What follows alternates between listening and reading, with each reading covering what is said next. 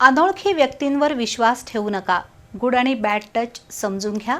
कोणत्याही प्रकारचा धोका वाटल्यास ताबडतोब पोलिसांशी संपर्क साधा, असं आवाहन भरोसा सेलच्या सहाय्यक पोलीस निरीक्षक स्वाती यादव यांनी केलं.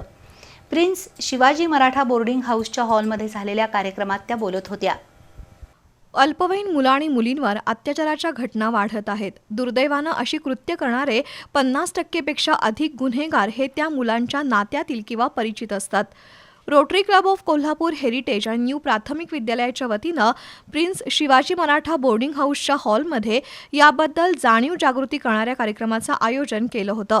प्रारंभी रोटरी क्लब ऑफ हेरिटेजच्या पूजा गांधी, प्रशांत मेहता, श्रुती मंत्री, सागर सरनाईक, जयेश गांधी यांच्या पुढाकारातून गुड आणि बॅड टच संदर्भात पथनाट्य सादर करण्यात आलं.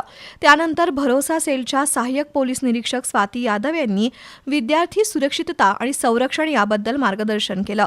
वयात आलेल्या मुलामुलींनी अधिक सावधानता बाळगावी, अनोळखी व्यक्तींवर विश्वास ठेवू नये, कोण माणूस कोणत्या हेतूनं स्पर्श करतोय हे समजावून घ्यावं आणि विचित्र घटनांबाबत 112 टोल फ्री क्रमांकावर संपर्क साधावा, असं त्यांनी आवाहन केलं.